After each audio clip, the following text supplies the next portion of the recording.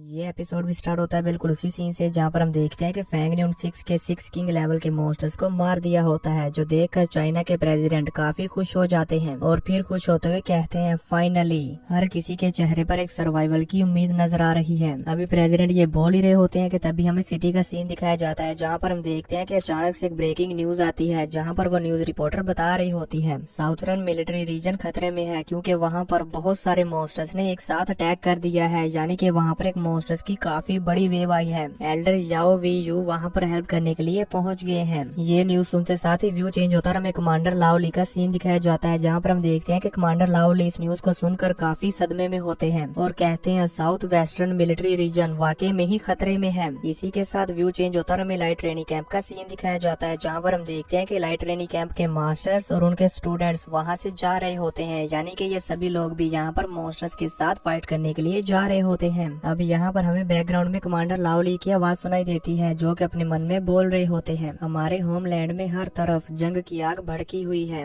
Luo Feng strong warrior है, लेकिन वो अब भी सिर्फ एक शख्स है, इसलिए वो दो जगहों पर एक साथ फाइट करने के लिए नहीं पहुंच सकता, लेकिन उसकी हेल्प से हम ये बैटल जरूर विन कर सकते हैं। उसी की वजह से वारगोल्ड लेवल वॉरियर्स और बाकी के जितने भी स्टार ट्रैवलर लेवल के वॉरियर्स हैं, उन सब का जोश व खरोश वापिस आ गया है और वो सब लोग भी मिलकर मॉन्स्टर्स के साथ फाइट करने लग गए हैं। हालांकि ये सभी लोग पहले अपनी हिम्मत हार चुके थे और अपनी मौत को एक्सेप्ट करने के लिए रेडी हो गए थे, पर अब फैंग को फाइट करता हुआ देखकर इन सब लोगों में भी फिर से जोश वापस आ गया है। इन सभी लोगों को फैंग को देखकर एक होप मिली है, जिसकी वजह से ये सभी लोग वापस से जंग में पहुंच गए हैं और वहां पर जाकर मॉन्स्टर्स के साथ फाइट करने लगे हैं। इसी के साथ हमें मिलिट्री कंट्रोल रूम का सीन दिखाया जाता है, जहाँ पर हम देखते हैं कि जो भी स्टार ट्रैवलर लेवल और वार गोल्ड लेवल के वॉरियर्स किंग लेवल के मॉन्स्टर्स को मार रहे होते हैं, यहाँ पर उन सब के मॉन्स्टर्स को काउंट किया जा रहा होता है। यहाँ पर उन सब के हाथों से मारे जाने वाले मॉन्स्टर्स को काउंट किया जा रहा होता है, जहाँ पर हम देखते हैं कि सबसे पहले एल्डर लाइन किंग आते हैं।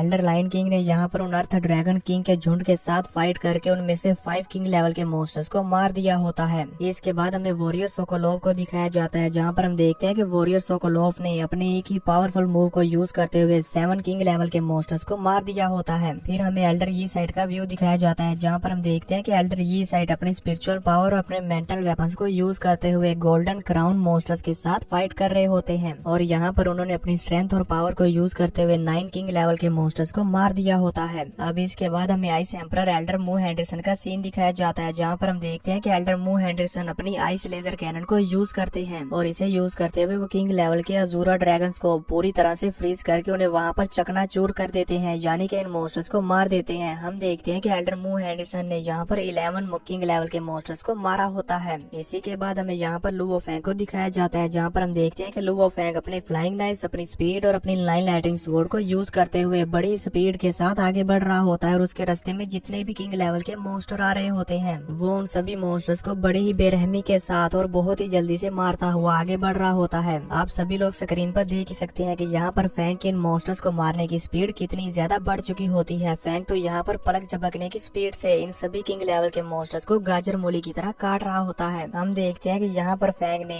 एक साथ फिर से 6 से 7 किंग लेवल के मॉन्स्टर्स को मार दिया होता है। फिर इन सब मॉन्स्टर्स को मारने के बाद फेंग वहाँ से आगे बढ़ जाता है और फिर से उसके रास्ते में जितने भी मॉन्स्टर्स आते हैं, वो उन सभी मॉन्स्टर्स को किल करता जाता है अपने काउंटर अटैक और अपने आर्क ब्लेड डिस्क को यूज करते हुए। हमें मिलिट्री कंट्रोल रूम का सीन दिखाया जाता है, जहाँ पर हम देखते हैं कि लुओ फेंग ने टोटल 37 किंग लेवल के मॉन्स्टर्स को मार दिया होता है, जो कि बाकी सभी वार गोड लेवल और स्टार ट्रैवलर लेवल वॉरियर्स में सबसे बड़ा नंबर होता है। फेंग को इतने कम टाइम में इतने ज्यादा मॉन्स्टर्स को मारते हुए देखकर चाइना के प्रेसिडेंट खुश हो जाते हैं और कहते हैं 37 मॉन्स्टर्स। इन सभी स्टार ट्रैवलर लेवल वॉरियर्स ने मिलकर एक दिन में 100 से ज्यादा किंग लेवल के मॉन्स्टर्स को डिस्ट्रॉय कर दिया है। ये वाकई में ही एक बहुत ही हैरान कुन तादाद है। ये कहते साथ ही वे एकदम से मायूस हो जाते हैं और अपने मन में कहते हैं कि वो जख्मी गोल्डन हॉर्न बहमूत, हम नहीं जानते कि वो कहाँ छुपा हुआ है। मजीद ये कि उस गोल्डन हॉर्न बहमूत की वजह से ह्यूमैनिटी को लार्ज स्केल पर वार का सामना करने की पॉसिबिलिटीज है। कहीं ऐसा ना हो कि वो गोल्डन हॉर्न बहमूत समंदरी तह में सो रहे हुए दूसरे एम्परर बीस्ट को जगा दे।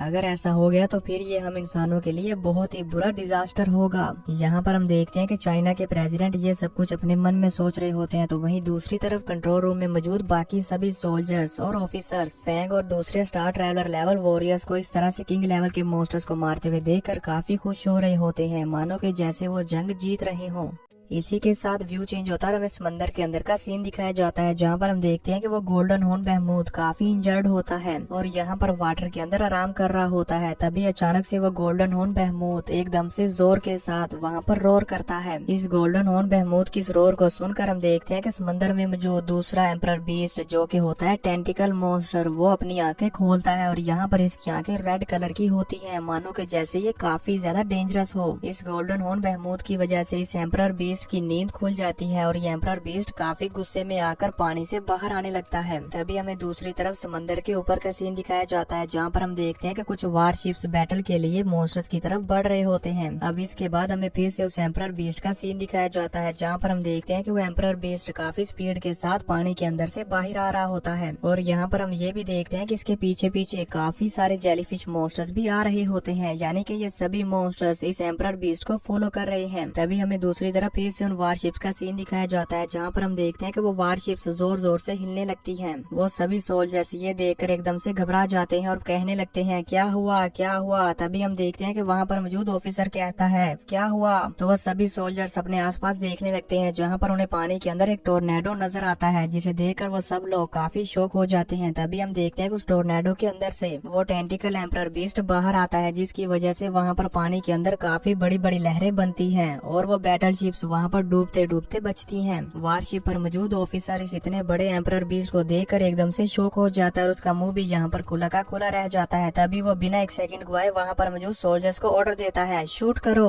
जो ऑर्डर सुनकर हम देखते हैं कि वो सोल्जर्स जल्दी से उस एम्परर बीस्ट पर अपनी बड़ी बड़ी तोपों से फायर करने लगते हैं, लेकिन यहाँ पर हम देखते हैं कि इन सभी अटैक से उस एम्परर बीस्ट को कोई भी फर्क नहीं पड़ता, बल्कि वो एम्परर बीस्ट और भी गुस्से में आ जाता है और अपने बड़े से टेंटिकल को घुमाते हुए उस वारशिप के ऊपर देकर मारता है, जिसकी वजह से वो वारशिप पूरी तरह से वहाँ पर डिस्ट्रॉय हो जाती है। अब ये करते साथ ही वो टेंटिकल मॉन्स्टर वहाँ पर मौजूद बाकी सभी वारशिप्स को भी डिस्ट्रॉय करने लगता है, जो देखकर वहाँ पर मौजूद सभी सोल्जर्स कहते हैं भागो भागो जल्दी करो भागो यहाँ से। वो टेंटिकल एम्परर बीस्ट वहाँ पर जोर जोर से रोर करने लगता है और सभी की सभी वारशिप्स को डिस्ट्रॉय कर देता है। इसी के साथ व्यू चेंज होता है, हमें कंट्रोल रूम का सीन दिखाया जाता है, जहाँ पर एक डेंजर अलर्ट आता है और इसी के साथ साथ वार्निंग आती है, जो देखकर कमांडर जिया एकदम से शॉक हो जाते हैं और कहते हैं क्या। तभी मॉनिटर पर दिखाया जाता है डिजास्टर लेवल अलर्ट जियांगडू बे सिटी, यानी कि ये टेंटिकल एम्परर बीस्ट जियांगडू बे सिटी की तरफ बढ़ रहा है। इस ऑक्टोपस टेंटिकल एम्परर बीस्ट को देखकर चाइना के प्रेसिडेंट को इस पर काफी गुस्सा आता है और वो गुस्से में अपने पंच को बनाते हुए कहते हैं ये ऑक्टोपस एम्परर बीस्ट तो समंदर से बाहर आ रहा है। ये कहते साथ ही चाइना के प्रेसिडेंट जल्दी से बाकी सभी 5 कंट्रीज के प्रेसिडेंट्स को कॉल लगा देते हैं और उनसे कहते हैं, जो सुनकर वो पांचों के पांचों प्रेसिडेंट एकदम से शॉक हो जाते हैं और कहते हैं क्या।